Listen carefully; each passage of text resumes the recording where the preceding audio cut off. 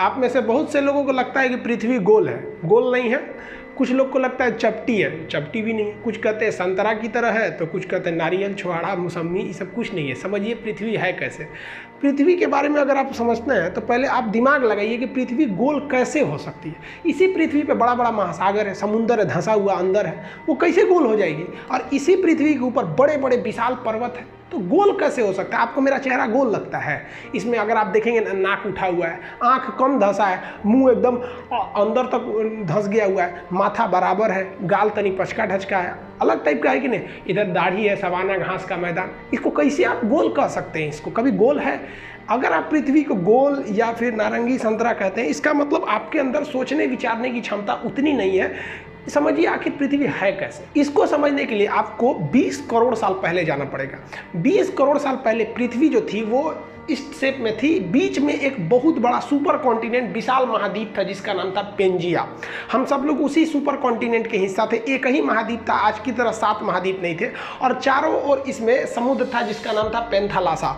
Super ocean का नाम पेंथालासा, super continent का नाम पेंजिया। एक ही महासागर, एक ही महाद्वीप थे। इन्हीं से टूट के कई महासागर बने और कई सारे महाद्वीप बने। वेगनर महोदय ने ही बताया था प्लेटो के मतलब महाद्वीपीय विस्थापन का सिद्धांत, कैसे कैसे ये जो पेंजिया महाद्वीप था ये टूट गया। यहाँ पर धीरे धीरे ये पेंजिया महाद्वीप ऐसे टूटना चालू हुआ, और जब पेंजिया टूटा ना तो इसके ऊपर का एक जो खंड था वो कहलाया लारेशिया और नीचे वाला कहलाया गोंडवाना लैंड। और इन दोनों के बीच एक नए सागर का जन्म हो गया जिसे हम कहते थे तेथिस सागर।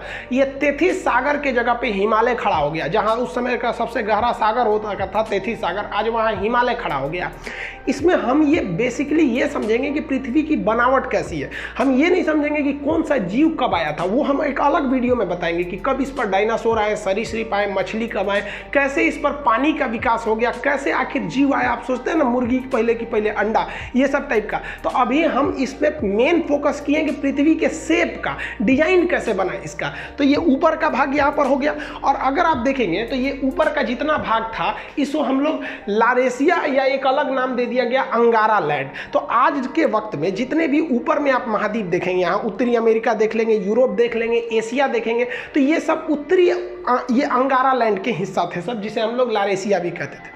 और नीचे वाले जितने द्वीप हैं सब ये यहाँ पे आप देख रहे हैं अफ्रीका, अंटार्कटिका, ऑस्ट्रेलिया। और उस वक्त तक भारत भी यहीं था। ये हिंदुस्तान दिख रहा है आपको, ये वाला है हिंदुस्तान। यहाँ पर भारत यहाँ से उठ के गया था, यहाँ पर ये तो इंडोनेशिया दिख रहा है, यहाँ से इस तरह से यहाँ से भारत गया था।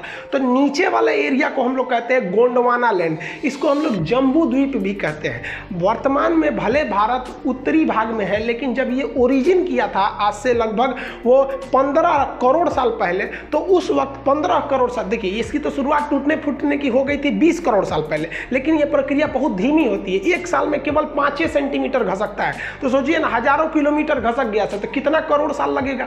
तो ये धीरे धीरे भारत आया था। तो भारत शुरुआत में गोंडवाना लैंड या जम्बू द्वीप का हिस्सा था। कई करोड़ साल बाद धीरे धीरे महाद्वीपों अपने अस्तित्व में आना चालू हो गए सब। अगर आप ध्यान से देखेंगे तो यहाँ पर दक्षिणी अमेरिका बनने लगा है, ये उत्तरी अमेरिका लगभग बन गया, ये यूरोप और एशिया एक ही में थे। और यहाँ अफ्रीका में सटा हुआ था, यहाँ पर मेडागास्कर टूट गया, और इससे टूट गया यहाँ से हिंदुस्तान। ये इंडिया जो है, ये इंडिया अब इधर की ओर जाने लगा।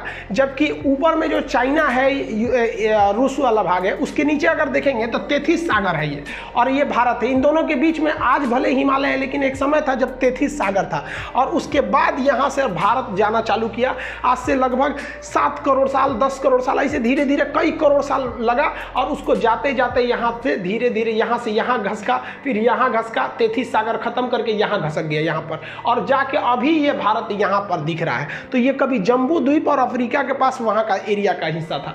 और ये जब घसका ना, तो आगे वहाँ पर बैठा था पहले से यूरेशिया का प्लेट, जो चाइना तिब्बत का एरिया था, वहाँ पर ये जाके उससे टकरा गया। और टकराने के बाद भी रुका नहीं, उसे ढकेल ढकेल के ऊपर उठाने लगा। ढकेल ढकेल के जब ऊपर उठाया तो ये एरिया उठ गया, और ये विशाल एरिया हाइट पर ऐसे उठ गया। यहाँ पर इसके ऊपर चाइना और तिब्बत का ये एरिया हो गया। ये धीरे धीरे ऊपर जाकर उठ गया। आप अगर यहाँ देखेंगे तो ये इंडियन प्लेट है, ये ढकेल दिया है और खुद नीचे घुस गया है। और ये ढकेलने से यहाँ पे आप देखेंगे तो कई सारे पहाड़ियों का निर्माण हो जाता है। तो इससे इंडियन प्लेट जब उसको ढकेला तो वहाँ एक विशाल पर्वत का निर्माण हो गया। जैसे जैसे अगर आप हाइट पर जाते हैं तो हाइट पर जाने से टेम्परेचर में गिरावट आती है। ये क्यों आती है ये अलग बताएंगे। 165 मीटर की अगर आप ऊंचाई पे चले जाएंगे तो 1 डिग्री सेल्सियस की कमी आ जाएगी। लगभग 1 किलोमीटर की ऊंचाई पे जाएंगे ना तो आप में 5 डिग्री सेल्सियस की कमी आ जाएगी। हिमालय पर्वत लगभग 9000 किलोमीटर है। अगर 9 × 45 देखेंगे तो 45 डिग्री सेंटीग्रेड तो ऐसे ही गिर जाएगा कोई भी चीज़ हिमालय। इसलिए वहाँ पर पहाड़ के ऊपर पूरा टेम्परेचर गिरने से बर्फ़ का अंबार लग गया, पहाड़ों पर पूरा बर्फ़ लग गया। यहाँ धीरे धीरे इंसान बसना चालू हुआ। करोड़ों वर्ष पहले वो भाषा का आविष्कार किया तो उसने इस पहाड़ का नाम रख दिया बर्फ़ का घर। जिस तरह से पुस्तक का घर क्या होता है, घर को हिंदी में क्या कहते हैं, आलय। घर को आलय कहा जाता है। अब पुस्तक का घर है तो पुस्तकालय, भोजन का घर है तो भोजनालय। उसी तरह ये बर्फ को हम लोग हिंदी में कहते हैं हिम का घर हो गया तो हो गया हिमालय। तो यहाँ हिमालय का निर्माण हो गया, हिमालय पर्वत का निर्माण यहाँ से हो गया। यहाँ पर ये हो गया पर्वत, हिमालय उस और तिब्बत हो गया। तो ये तो उबड़ खाबड़ आकृति आप देख रहे हैं। अब पृथ्वी सच में कैसे दिखती है वो अगर देखना है तो देखिए ये है आपकी पृथ्वी, ये ओरिजिनल पृथ्वी है। इसको कंप्यूटराइज करके मतलब शेप लिया गया है यहाँ पर। अब आप बताइए ये इसको कौन कहेगा कि ये गोल है या फिर पृथ्वी चपटी है। पहले के ज़माने में लोग कहते थे पृथ्वी चपटी है, इसलिए दूर तक का सफ़र नहीं करते थे कि कहीं हचाक से गिर जाएंगे तब क्या होगा। ये बहुत प्राचीन काल की है। प्राचीन चीज़ को अभी से मत मिलाइए, वो उस वक्त उसी को सच माना जाता था और अभी के वक्त में वो सब सच नहीं है। तो ये जो चीज़ है ये पृथ्वी है, ये गोल है नहीं है। तो भूगोलवेताओं ने इसके लिए एक अलग शेप बनाया, एक अलग डिजाइन। उसको क्या नाम दिया गया तो देखिए इस तरह से जो पृथ्वी है इसमें अगर आप देखेंगे तो ये वाला एरिया जो है उठा हुआ है और यहाँ वाला एरिया धंसा हुआ है। तो इसमें दो चीज़ें दिखेंगी आपको, एक उठा हुआ ये एरिया दिखेगा और एक धंसा हुआ ये एरिया दिखेगा। फिर यहाँ उठा हुआ है, फिर कहीं धंसा हुआ है। तो इसके लिए एक नियम बनाया गया जिसे हम एवरेज नियम कहते हैं। एवरेज नियम कहते हैं कि धंसा वाले से थोड़ा उठा के उठा हुआ से तनी सा नीचे करके, यानी इन दोनों के बीच में एक शेप ले जाते हैं। तो देखिए ये जो रेड लाइन गई है, ये रेड लाइन ये उठा हुआ से कम है और धंसा हुआ से ज़्यादा है। तो ये एवरेज लाइन जो खींच दिया गया है ना, ये एवरेज लाइन वाली आपकी आकृति गोल दिखती है। इसी डॉटेड एवरेज लाइन को यहाँ आप देखेंगे, यहाँ उल्टा रंग दिए हैं। यहाँ पर अगर रेड कलर का देख रहे हैं तो ये ओरिजिनल शेप है पृथ्वी का, और ये डॉटेड लाइन काला से जो खींचे हैं ये क्या है, एक आपका काल्पनिक शेप है। तो उसी जो डॉटेड लाइन है जो एवरेज आकृति को गोल कर देता है, उस शेप को हम कहते हैं जियोड।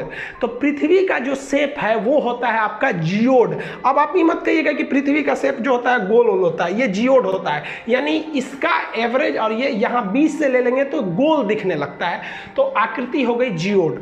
इस जियोड के ऊपर कहाँ कौन पर्वत है, कहाँ क्या चीज है, इस पढ़ने की क्रिया को, जियोड के ऊपरी पढ़ाई को हम लोग जियोग्राफी या भूगोल कहते हैं। आप मैच कीजिए यहां से जियोग्राफी और जियोड से। लेकिन इसी जियोड शेप को अंदरवा घुस के पढ़िएगा, भोंक भांक के अंदर घुस जाइएगा, बकोट वकोट के अंदर, इसे सूरज ज्वालामुखी कहां से आ रहा है, भूकंप कहां से आ रहा है, इसके अंदरवा घुस जाइएगा ना, तो जियोड के अंदर घुस के अध्ययन को हम लोग जियोलॉजी कहते हैं। भूगर्भ विज्ञान, जियोलॉजी, यानी ज्योग्राफी और जियोलॉजी दोनों जियोड में है। एगो ऊपर पढ़िए, एगो अंदर पढ़िए। जूलॉजी मत सोचिए, तो जूलॉजी जेड डबल होता है जूलॉजी वाला, ये तो डॉक्टर उगर पढ़ता है, इसमें भेड़ बकरी आदमी मानव ये सबको पढ़ा जाता है, बॉटनी में पेड़ पौधा को, तो वो जूलॉजी अलग है, जियोलॉजी होता है। तो पृथ्वी जियोड शेप का है। इस जियोड में आपको भूगर्भ विज्ञान में जूलॉजी पढ़ना होगा, ज्योग्राफी ऊपर वाले में। अब ज्योग्राफी में भी कई चीज आ गए, क्लाइमेट के बारे में पढ़ना है, क्लाइमेटोलॉजी, टोपोग्राफी, कई शेप आ जाते हैं, ओशनोग्राफी, इस सब में कई चीजें आ जाती हैं जो आगे दर पर्दा आपको पढ़ते रहना है। तो अब आप समझ गए होंगे कि ये हमारी पृथ्वी है और हम लोग को जो पढ़ाया गया है वो इस तरह से। अब ये 23.5 डिग्री झुकी है, अब इसका उत्तरी दक्षिणी ध्रुव क्या होता है, इसको समझने के लिए सबसे जरूरी चीज होता है आपको पृथ्वी के अंदर का ग्रिड समझना। ये ग्रिड बने होते हैं दो चीज से, अक्षांश देशांतर यानी लेटीट्यूड और लॉन्गिट्यूड। अगर आपको किसी जगह का लेटीट्यूड बता दिया जाएगा तो आप बता देंगे कोई भी लेटीट्यूड अगर आप दे दिया जाएगा, बता दीजिएगा कि वहाँ कितनी वर्षा होगी, कितना धूप आएगा, गर्मी का दिन कब आएगा, ठंडी का दिन कब आएगा, और लॉन्गिट्यूड दे दिया जाएगा अगर उसका किसी चीज़ का, तो आप वहाँ टाइमिंग बता देंगे कि क्या समय बन रहा है, क्या चीज़ है, वहाँ का क्लाइमेट A to Z में। तो ज्योग्राफी में किसी चीज़ को समझने के लिए इस सब चीज़ों का होना काफ़ी ज़्यादा ज़रूरी है, ये हम आपको बता देंगे। आई होप आप इसको तो समझ गए होंगे कि पृथ्वी गोल है या चपटी है, पृथ्वी जियोड है साइंस के हिसाब से। बाकी आप किसी पुरानी परंपरा को मानते हैं तो आप मानते रहिए, लेकिन ज्योग्राफी यही करता है कि भाई सब पृथ्वी जियोड है, जियोड से बना है